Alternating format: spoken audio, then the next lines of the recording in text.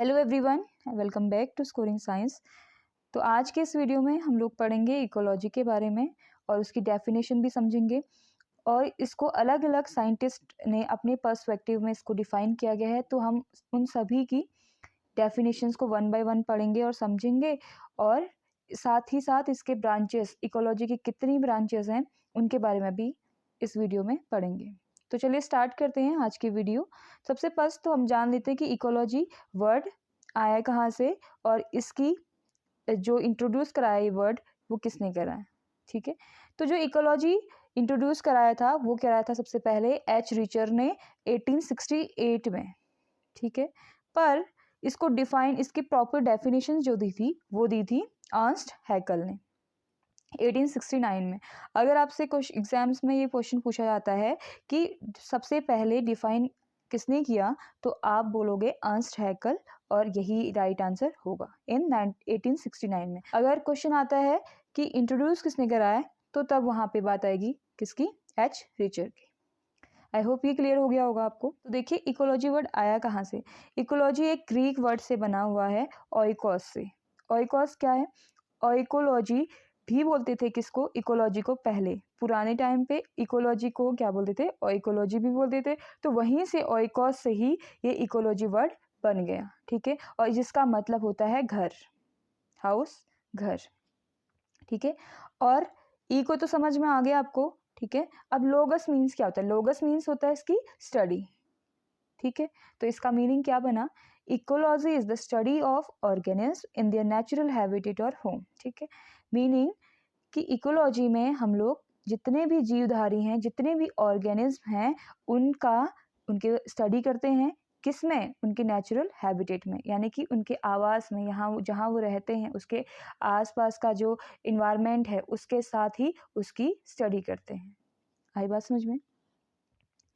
फिर देखते हैं एल्टन के अकॉर्डिंग, एल्टन ने क्या बोला था कि ecology is the scientific natural history, यानी कि इकोलॉजी एक साइंटिफिकली नेचुरल हिस्ट्री है। यानी कि कोई भी चीज़, कोई भी ऑर्गेनिज्म जहाँ जिस इन्वायरमेंट में रह रहा है वो तो उसका हैबिटेट हो गया, और वहाँ के इन्वायरमेंट के साथ उसका कैसा रिलेशन है, इसके बारे में हम लोग पढ़ते हैं इकोलॉजी के बारे में। ठीक है, और चलो फिर यही चीज़ टेलर ने भी बताई। टेलर ने 1936 में डेफिनेशन दी कि ecology is the science of all the relation of all organism to all their environment. इनका भी सेम मीनिंग है कि ये ऐसा साइंस है जिसमें सभी जितने भी ऑर्गेनिज्म हमारे इसमें हैं, चाहे वो एक्वेटिक हो, चाहे फिर टेरेस्ट्रियल हो या आर्बोरियल हो, कोई भी ऑर्गेनिज्म है, कहीं भी रहता है, तो उसकी स्टडी करना किसके साथ, उसके इन्वायरमेंट के साथ क्या इंटरेक्शन है उसके साथ साथ, और हैबिटेट में उसका क्या फंक्शन है। तो इन्हीं सब चीज़ के बारे में स्टडी इकोलॉजी कहलाती है। अब है ईपी ओडम के अकॉर्डिंग, उन्होंने बोला कि ecology as study of the structure and function of nature. तो इकोलॉजी किसकी स्टडी है? किसी भी ऑर्गेनिज्म की फंक्शनल और स्ट्रक्चरल स्टडी है विद देयर नेचर, यानी कि उसके प्रकृति के साथ। आइए समझ में बात। अभी आपको इसमें से जो भी डेफिनेशन इजी लगे आप उसको लिख सकते हैं। आई बात समझ में? या फिर आप ये भी कह सकते हैं सिंपल सी लैंग्वेज में, ऐसा भी कह सकते हो कि ecology deals with the flora and fauna, यानी कि बायोटा, फ्लोरा एंड फना जहाँ पे मिक्स हो जाता है, एक साथ पढ़ना होता है, तो वहाँ पे हम लोग एक वर्ड यूज करते हैं, क्या? बायोटा। ठीक है, अब आप कह रहे होंगे फ्लोरा और फना ये क्या नया वर्ड बोल दिया। तो फ्लोरा मीन्स होता है प्लांट्स, जितने भी प्लांट्स होते हैं, फ्लावर्स होते हैं, ट्रीज होते हैं, ये सारे आते हैं आपके फ्लोरा के अंदर, और फना के अंदर आते हैं आपके जितने भी एनिमल्स हैं, वो सारे फना के अंदर आते हैं। तो जब भी हमें फ्लोरा एंड फना को एक साथ पढ़ना होता है तो हम इसको बायोटा भी कह सकते हैं।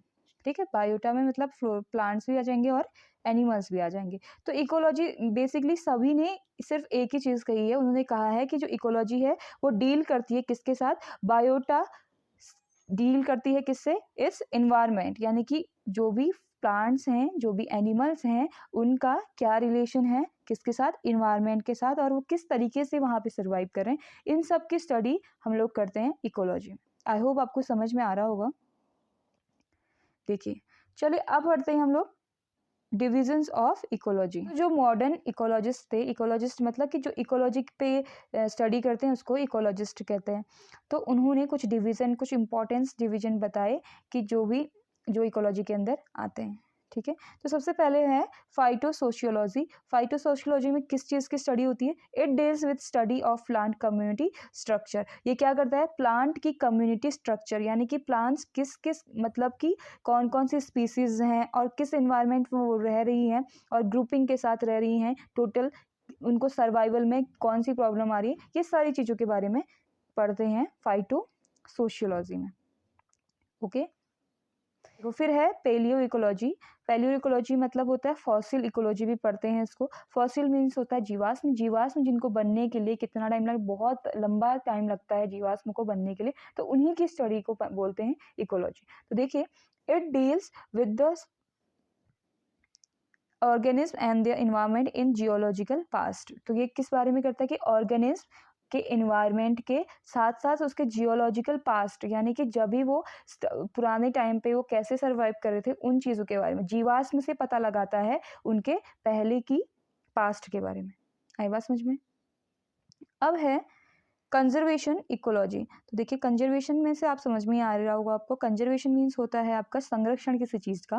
तो देखिए इसमें क्या होता है, it is deal with application of ecology principle for proper management of resources leading to high sustain yield of biological material of human welfare.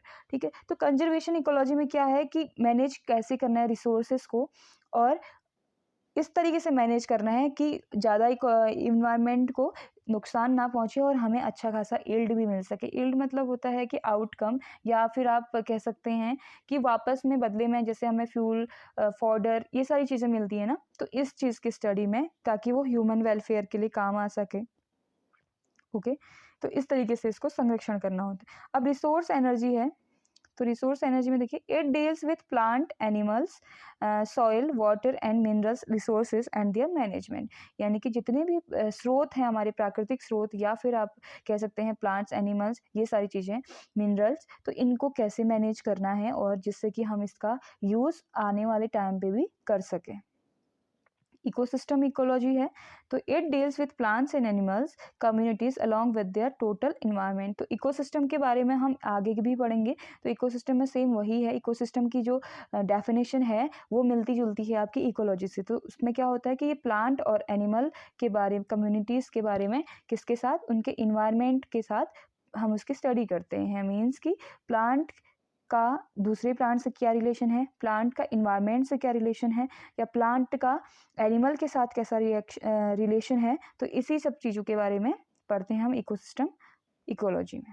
Okay, फिर है 6 माइक्रोबियल इकोलॉजी। तो माइक्रोबियल इकोलॉजी में होता है, it deals with the ecology of micro organism that live in all natural ecosystem. देखिए, natural ecosystem जो हमारा है, इसमें माइक्रो ऑर्गेनिज्म का भी बहुत बड़ा हाथ है। विदाउट माइक्रो ऑर्गेनिज्म के हमारी कोई प्रोसेस या कोई भी साइकिल कंप्लीट नहीं हो सकती है। जितना ही इम्पोर्टेंस प्लांट्स का है, जितना इम्पोर्टेंट एनिमल्स का है, उतना ही माइक्रो ऑर्गेनिज्म का भी है यहाँ पे। ठीक, तो इसी के बारे में हम यहाँ पे स्टडी करते हैं माइक्रोबियल इकोलॉजी के अंदर। आई होप आज की वीडियो आपके लिए हेल्पफुल रही होगी। अगर आपको आज की वीडियो पसंद आई तो प्लीज़ सब्सक्राइब कीजिए 2 सेकेंड का टाइम लेके, और अपने फ्रेंड्स में भी शेयर कीजिए, और कमेंट और लाइक तो आप कर ही देंगे।